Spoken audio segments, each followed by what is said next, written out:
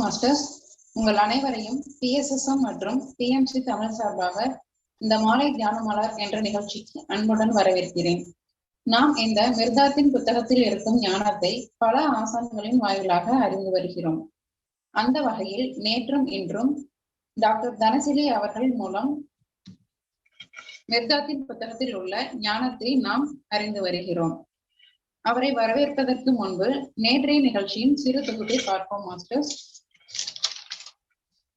மிகாயன் அவர்கள் மிர்தாத்திடம் கேட்கிறார், உமது மௌனம் எம்மை வியப்பில் ஆழ்த்துகின்றது. எந்த விதத்திலாவது உங்களை புண்படுத்தி விட்டோமா என்று கேட்க மிர்தாத், நான் மௌனம் இருந்தது உம்மை என்னிடம் நெருங்கி வரச் செய்யத்தான் என்கிறார். மௌனத்தின் அமைதியை அறிந்தவர்களை யாரும் புண்படுத்த முடியாது. பேச்சை விட மௌனம் சிறந்ததா என்று கேட்க மிர்தாத், சிறந்த பேச்சு ஒரு நேர்மறையான பொய், மோசமான மௌனம் ஒரு நிர்வாண உண்மை. நான் வலியுறுத்துவது நாவிற்கு ஓய்வு கொடுக்கும் மௌனம் அல்ல. அதிகம் பேசுவதை தவிர்த்து 1000 சொற்கள் பேசும் இடத்தில் உண்மைக்காக ஒன்று பேசுவது சிறந்தது. பொன்னன் அவர்கள் கேட்கிறார், குருவே, பிரார்த்தனை பற்றி என்ன கூறுகிறீர்கள்? ஈர்க்கப்பட வேண்டியதையும் விளக்கப்பட வேண்டியவையும் உங்களுக்குள்ளேயே இருக்கின்றன. உங்கள் நினைவில் உள்ள குப்பை குளங்களை அகற்றுங்கள். அவன் சொல்லுக்கடங்காத பூரணத்தையே அவன் தானமாக வழங்கியுள்ளான். ஆனால் நாம் வழிகளை விரட்டவும் வியாபாரத்திற்கும் தமது செல்வ கருவூலத்திற்கு காவலாகவும் கணக்கு பிள்ளையாகவும் கருதுகிறோம். மண்டியிட்டு 2 கரங்களையும் நீட்டுவதை விட கிடைத்த பரிசுகளை பெற்று இன்பமாக வாழுங்கள். அவர் உமக்குள் இருக்கிறார். உங்கள் எண்ணற்ற கவலைகளையும் எதிர்பார்ப்புகளையும் அவரிடம் கொண்டு போகாதீர்கள். உமது இதயத்தின் விசாலமான பரப்பில் தேடி பாருங்கள். பிரார்த்தனை என்பது மேலான விருப்பத்துடன் மேலான சிந்தனையுடன் உமது சுயம் பரிபூரண ஒத்திசைவு கொள்ள வேண்டும்.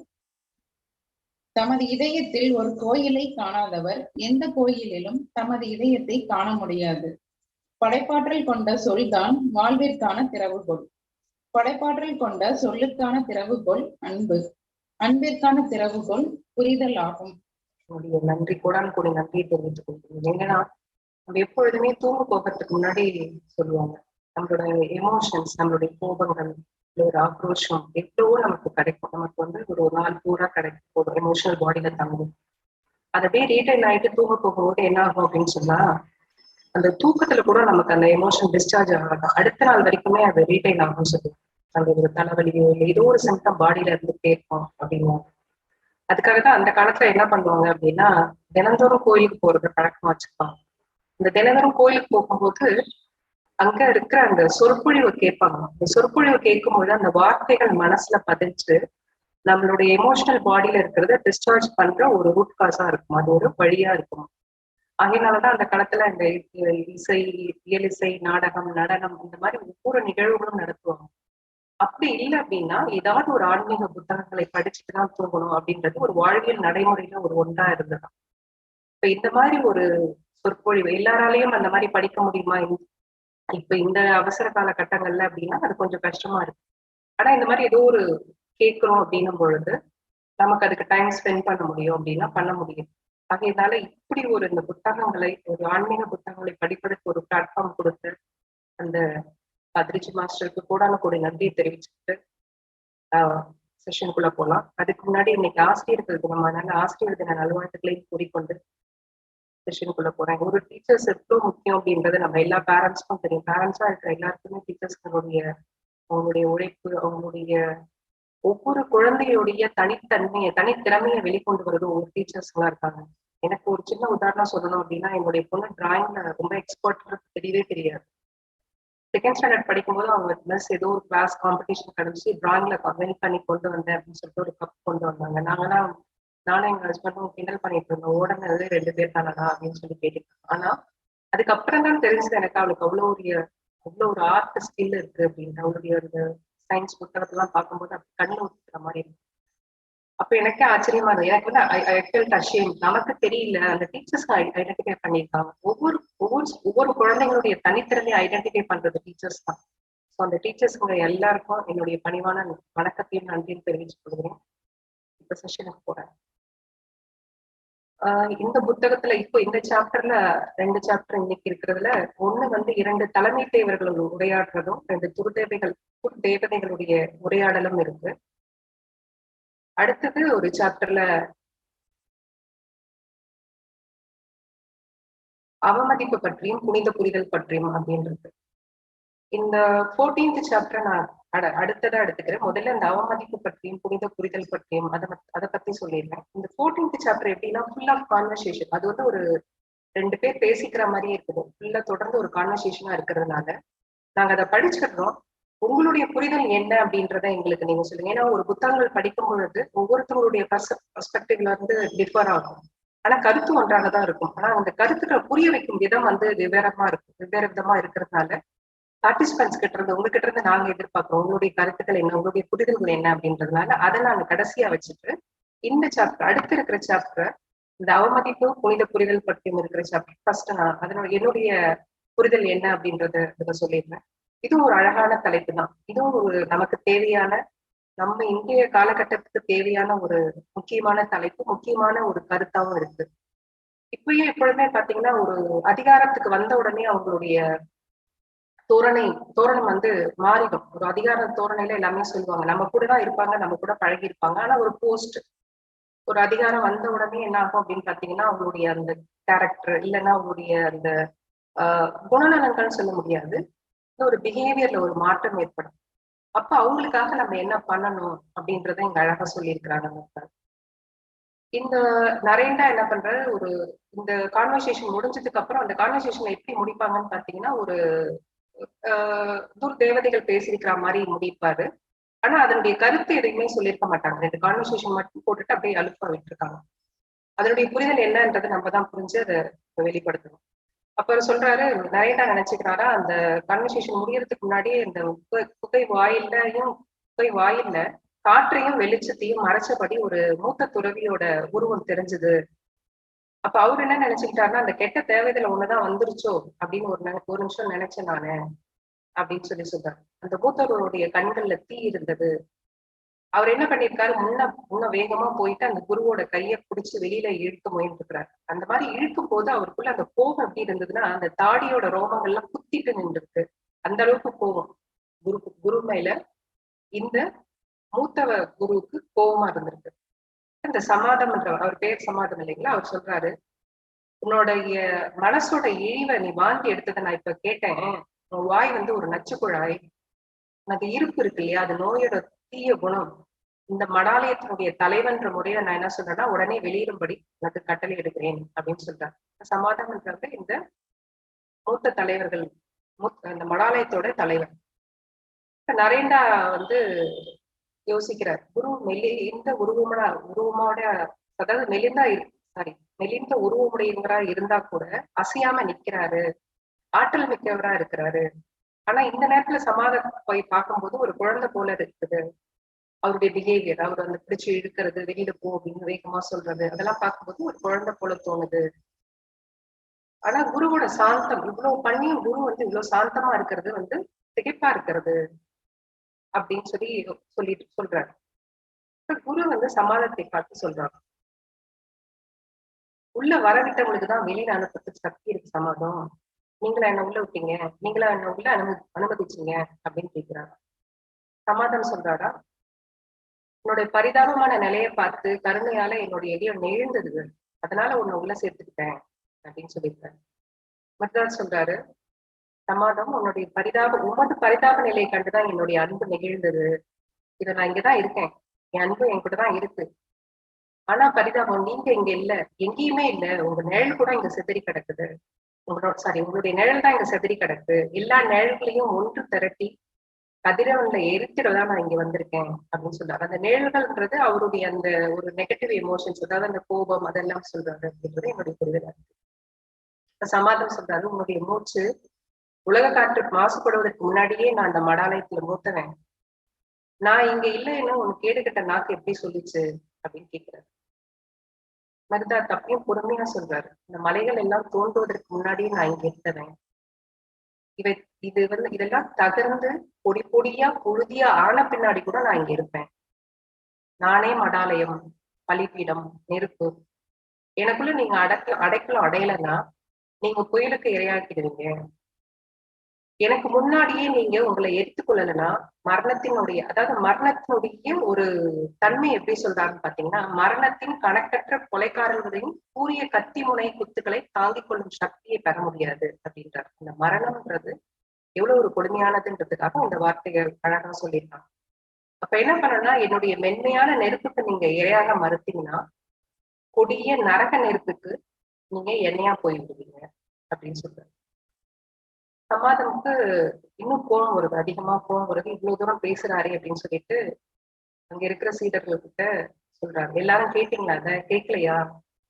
இந்த பழிகார போலி வேடதாரி அந்த பள்ளத்துல தள்ளுவோம் வாங்க அப்படின்னு சொல்றாரு. ஏன்னா அவருக்கு இன்னும் கோபம் வருது. இவ்வளவு பொறுமையா அவரு பிடிச்சு இருக்கிறாரு, வெளியில தள்ள அனுப்புறாரு. ஆனா இவர் தன்னுடைய வார்த்தைகளால் மட்டும்தான் அதுக்கு பதில் சொல்றாரு. எந்தவித நகரவோ இல்ல எந்த இடத்துல பிசிக்கலாவோ அந்த மூவ்மெண்ட் எல்லாம் கொடுக்காம வார்த்தைகளால பதில் சொன்னோம்னா சமாதானம் வந்துட்டு அதிகமா கோவம் வர்றதுனால இவர் பிடிச்ச வெளியில தள்ளுவாங்க அப்படின்னு சொல்றாரு.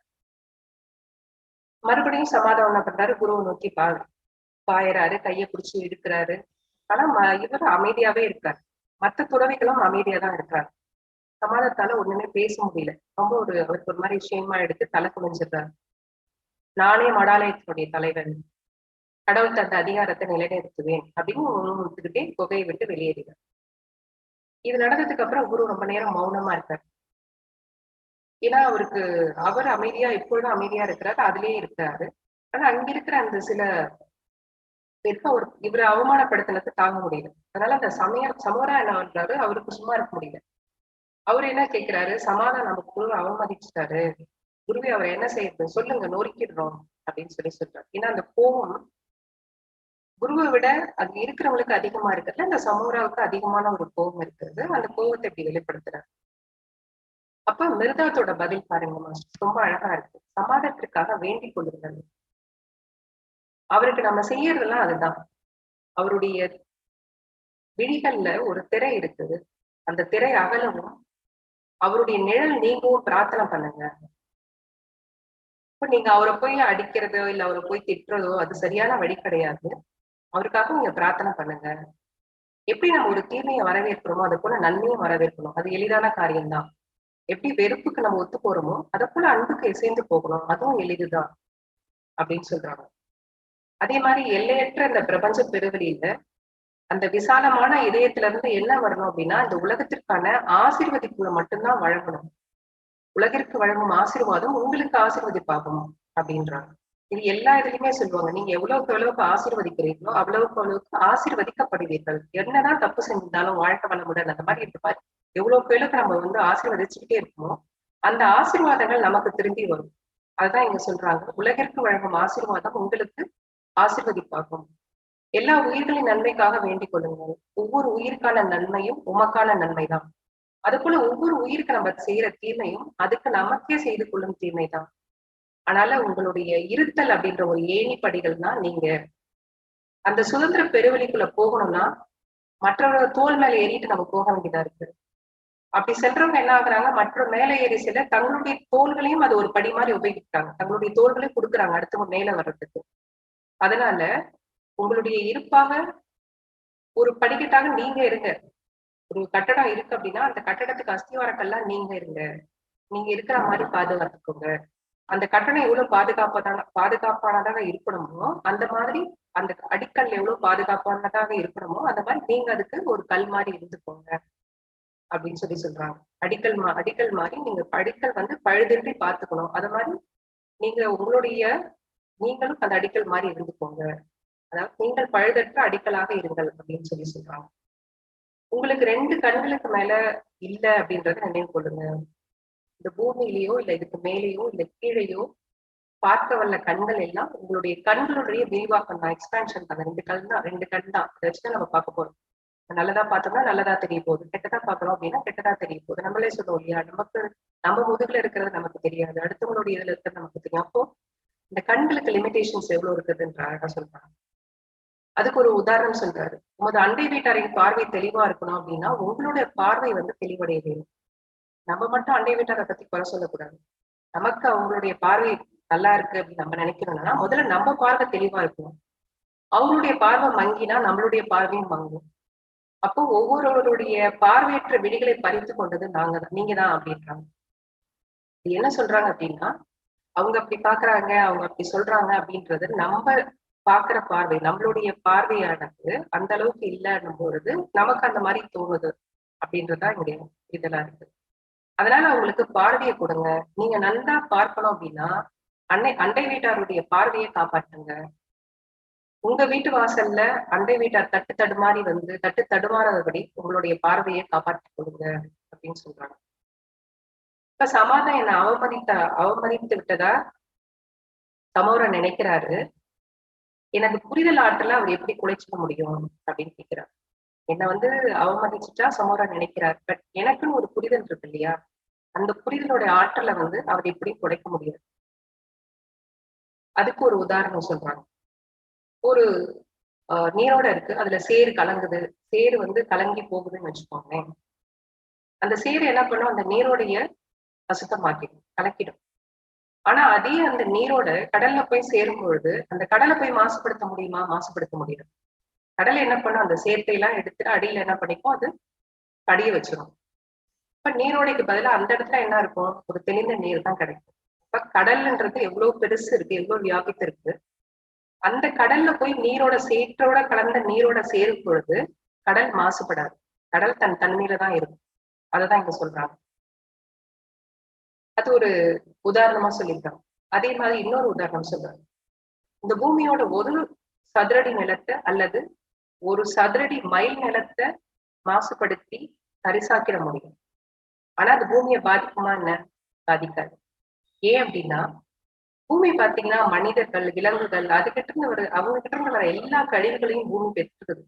ஆனா அதுக்கு பதிலாக அது திருப்பி என்ன கொடுக்குதுன்னு பாத்தீங்கன்னா, நல்ல காணிகள், நறுமண மலர்கள், நிறைய தானியங்கள், புல் பூண்டுகள் இந்த மாதிரிதான் வழங்குது. அதனுடைய தன்மையை அது மாத்திக்கிறது. என்னதான் அதுக்கு நிறைய மாசுபட்டா கூட, நிறைய ஒரு கழிவுகள் கிடைச்சா கூட திருப்பி அது வழங்கும் பொழுது பலன்களை நிறைந்த நறுமண மலர்களையும் நிறைந்த தானியங்களையும் தான் கொடுக்குது அப்படின்றது ஒரு இன்னொரு உதாரணம் சொல்றாங்க. அதுக்கு அடுத்தது ஒண்ணு சொல்றாங்க. ஒரு வாழை எடுத்து என்ன பண்ணலாம், ஈஸியா ஒருத்தர் கிழிச்சிடலாம், ஒரு தசையை காயப்படுத்திடலாம். ஒருத்தர்கிட்ட சண்டை போடுறோம், இல்ல ஒரு சண்டை போடும் பொழுது வேணும்னா அவரை காயப்படுத்திடலாம். ஆனா அதே வாழை எடுத்து காற்றை காயப்படுத்த முடியுமானா காயப்படுத்த முடியும். என்னதான் நம்ம போர்ஸ் ஆற்றல் மிக்க கை அதை பிடிச்சிருந்தா கூட காற்றை காயப்படுத்த முடியுமா? காயப்படுத்த முடியாது. ஆகையினால இழிவான அந்த குறுகிய மனதின் கர்வம் தான் அந்த குருட்டுத்தனமான ஒரு பேராசையை கொண்ட அறியாமையை பெற்றெடுக்கும். அதுதான் அவமதிக்குது, அதுதான் அவமானப்படுத்துது. அப்ப அவமதிப்புக்கு பழிவாங்கிறதுக்கு ஒரு அவமதிப்பையே நம்ம ஆயுதமா பயன்படுத்தும். அழுக்காலதான் கழுவ முயறது. அதனாலதான் என்ன சொல்றாரு அப்படின்னா, அவருக்காக நீங்க அவரை காயப்படுத்தாதீங்க, அவருக்கு பதில் நீங்க பிரேயர் பண்ணுங்க அப்படின்றாரு. அப்ப ஆணவம் கொண்ட அந்த சுய போதையில கிடக்கிற உலகம் உங்கள் மீது நீதிபதி கூட்டத்தையும் என்னென்னலாம் பண்ணும், இந்த மாதிரி ஒரு அவமதிப்பு நமக்கு வந்துருச்சு அப்படின்னு சொல்லும்போது அவங்க என்னெல்லாம் பண்ணும் அப்படின்னு சொல்றாங்க. அதே மாதிரி தன்னுடைய கந்தலாகி போன ஒரு ரத்த வெறி கொண்ட சட்டம் என்ற வேட்டை நாய்களை உங்கள் மீது ஏவும், அழுகிய மத நம்பிக்கைகளை தானே உருவாக்கி கொண்ட பெருமைகளையும் உங்களை கடித்து குதிர ஏவி விடும். அதே மாதிரி உங்களை சட்ட விரோதமானவர் அப்படின்னு சொல்லும், குழப்பத்தின் கையாட்கள் சொல்லும், அராஜகவாதிகள் என பிரகடனப்படுத்தும், உங்களுடைய பாதைகள்ல கண்ணீர் வெடிகள் புதைத்து சிதறடிக்கும், சினத்தால் உங்களுடைய படுக்கைகளை அலங்கரிக்கும், உங்களுடைய செவிகளில் சாபங்களை விதைக்கும், உங்களுடைய முகங்களின் மீது அவமதிப்பை காரி உண்ணும் அப்படின்னு சொல்றாங்க. இதெல்லாம் வந்து அந்த அவமதிப்ப பண்றதுனால ஏற்படுற விளைவுகள், எப்படிலாம் அவங்க உங்களை காயப்படுத்துறாங்க அப்படின்னு சொல்றது. உங்களுடைய இதயங்கள் மயக்கம் அடைந்து விடக்கூடாது. ஆழமும் அகலமும் கொண்ட கடல் போல இருந்து அவர் உங்களை சபித்தாலும் நீங்க என்ன பண்ணணும், அவரை வாழ்த்தணும் அப்படின்னு. அப்ப நீங்க இந்த மாதிரி நம்மளை திட்டாரு, இப்படி பண்ணிட்டாங்களே, இந்த மாதிரி நம்மளை பிரகடனப்படுத்திட்டாங்களே, சட்ட விரோதமானவங்கன்னு சொல்லிட்டாங்களே, அந்த மாதிரி எல்லாம் ஒரு கோபமோ இல்ல எதுவோ எடுத்துக்க கூடாது. அதுக்குதான் என்ன சொல்றாங்கன்னா, உங்களை இதயம் மயக்கம் அடைந்து விடக்கூடாது அப்படின்னு சொல்றாங்க. அப்ப எப்படி இருக்கணும் அப்படின்னா, ஆழமும் அகலமும் கொண்ட கடல் போல இருந்து அவங்க சபிச்சாலும் நீங்க அவங்கள வாழ்த்தணும் அப்படின்றாங்க. பூமி மண் போல் திகழ்ந்து தாராள மனதுடன் அமைதி கொண்டு மனிதனுடைய இதய அழுக்க எல்லாத்தையும் கழுவி தூய்மையும் அழகும் கொண்டதாக செய்யுங்கள் அப்படின்னா அது எப்படி பூமி திகழுதோ, எப்படி ஒரு கடல் திகழுதோ அதை போல நீங்க என்ன பண்ணுங்க, சபிச்சாலும் நீங்க அவங்கள வாழ்த்துங்க. எந்த வாளால காயப்படுத்த முடியாத ஒரு சுதந்திர காற்று போல இருங்க. எந்த வாளாலையும் காயப்படுத்த முடியாத ஒரு சுதந்திர காற்று போல திகழுங்க. பூமியை போல இருங்க, கடலை போல இருங்க, சுதந்திர காற்றை போல இருங்க அப்படின்னு சொல்றாங்க.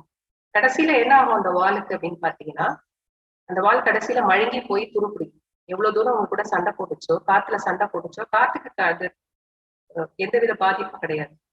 ஆனா அந்த வால் என்ன பண்ணும் அப்படின்னு பாத்தீங்கன்னா, மழுங்கி போய் துருப்பிடிச்சிடும். உங்களுக்கு கெடுதல் செய்த கைகள் கடைசியில தளர்ந்து போயிடும். எவ்வளவு நேரம் போட்டுக்கிட்டே இருப்பீங்க, அந்த எனர்ஜி எல்லாம் போயிடும். அதனால உங்களுக்கு கெடுதல் செய்த கை கடைசியில தளர்ந்து போய்விடும். உங்களை தெரிந்து கொள்ளாத உலகம் உங்களுக்குள்ளேயும் இருக்காது. அதனால அது பற்களை காட்டி உரிமையப்படிதான் உங்களை வரவேற்கும் அப்படின்னு சொல்றாங்க. அதனால உலகறிந்த உங்களுக்குள்ள அந்த உலகம் இருக்கு. நீங்க சினத்தை அதன் அன்பால் எதிர்கொள்ளுங்க. அதன் பழி சொற்களை அன்பான புரிதல் மூலம் சாந்தப்படுத்துங்கள் அப்படின்றாங்க. ஒரு கோபம் வருது, கோபம் உலகம் உங்கள் மேல கோபத்தை காமிக்குது அப்படின்னும் பொழுது அன்பான புரிதல் மூலம் அதனை சாந்தப்படுத்துங்கள் அப்படின்றாங்க. புரிதல் தான் நமது நாளை நலமாக்கும். இப்படிதான் நான் நோவாவுக்கும் உபதேசித்தேன், அதை போல உங்களுக்கும் உபதேசிக்கிறேன் அப்படின்னு சொல்லியிருக்காரு. நரேண்டா சொல்றாரு. அதுக்கப்புறம் நாங்க எல்லாரும் 7 பேரும் அமைதியாக கலைந்து சென்றோம். இப்படிதான் நான் நோவாக்கு உபதேசித்தேன் அப்படின்னு குரு சொல்லும் பொழுது அதுக்கு மேல அவர் பேச மாட்டாரு அப்படின்ற பொருள் அப்படின்னு சொல்லியிருக்காரு. ஸோ இதோட இந்த சாப்டர் முடியுது. இதோட சாராம்சம் பாத்தீங்கன்னா, கோவப்படும் பொழுது நம்ம என்ன பண்ணோம்னா அன்பால அத அவங்களுக்காக பிரார்த்தனை பண்றதும், அன்பால அத மறந்துடுறதும் தான் பெஸ்ட் அப்படின்ற மாதிரி இங்க சொல்லியிருக்காங்க. இதுக்கு அடுத்த சாப்டர் பாத்தீங்கன்னா, அந்த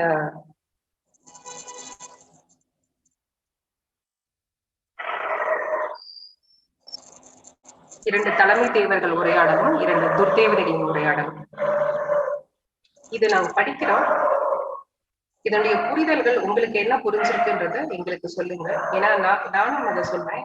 ஒவ்வொருத்தருடைய புரிதல் வரும்பொழுது அதனுடைய விளக்கங்கள் அருமையா இருக்கு. ஏன்னா நான் ஒருத்தரே சொல்லும் பொழுது ஒன் வே கம்யூனிகேஷன் மாதிரி இருக்கிறதுனால நீங்களும் உங்களுடைய புரிதல்கள் சொல்லுங்க. எங்ககிட்ட எடுத்துமே பிடிஎஃப் இருந்தாலும் சரி, இல்லை இப்பொழுது படிக்கிறத புரிஞ்சு எங்களுக்கு சொன்னாலும் சரி. ஏன்னா இது ஒரு அழகான ஒரு உரையாடல்.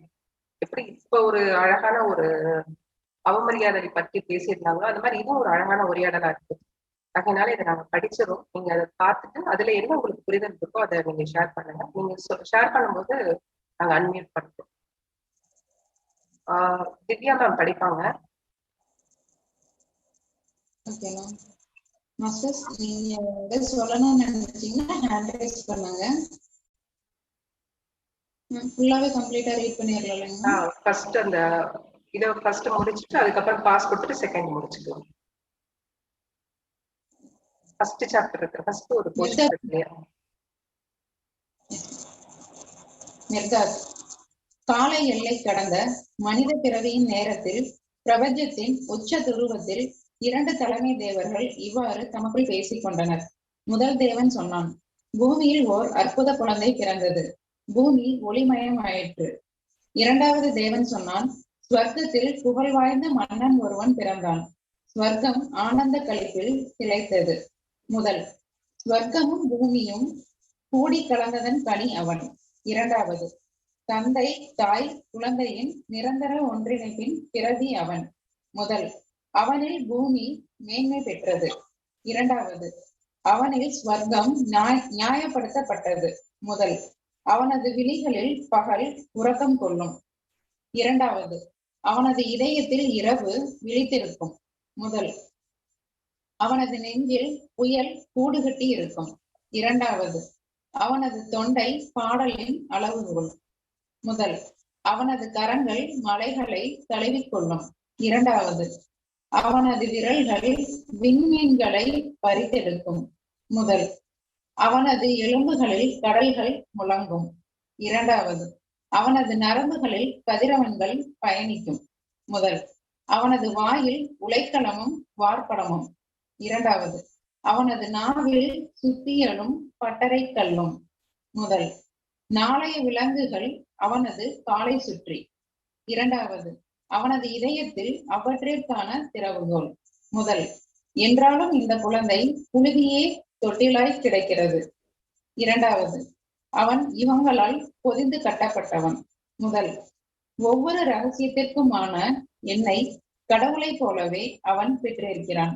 கடவுளை போலவே சொற்களின் ரகசியத்தையும் அவன் அறிந்திருக்கிறான். இரண்டாவது, புனித எண் ஒன்றை தவிர அவனுக்கு எல்லா எண்களும் தெரியும். படைப்பாற்றல் கொண்ட ஒரு சொல்லை தவிர மற்ற எல்லா சொற்களும் அவனது அறிவெல்லைக்கு உட்பட்டவைதான். அவன் அறியாத படைப்பு சொல்லே முதலும் முடிவுமானது. முதல், இருந்தாலும் அந்த எண்ணையும் அந்த சொல்லையும் அவன் அறிவான்.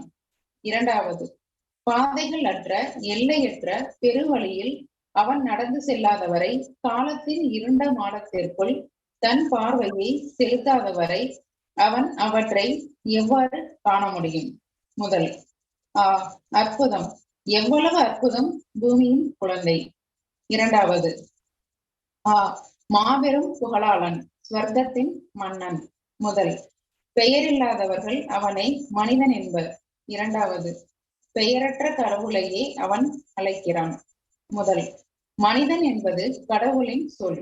இரண்டாவது, கடவுள் என்பது மனிதனின் சொல். முதல், இன்றும் என்றென்றும். இரண்டாவது, இங்கும் எங்கெங்கும். கால எல்லை கடந்த மனித பிறவியின் வேளையில் பிரபஞ்சத்தின் உச்சி துருவத்தில் இரண்டு தலைமை தேவர்கள் இவ்வாறு பேசிக்கொண்டனர்.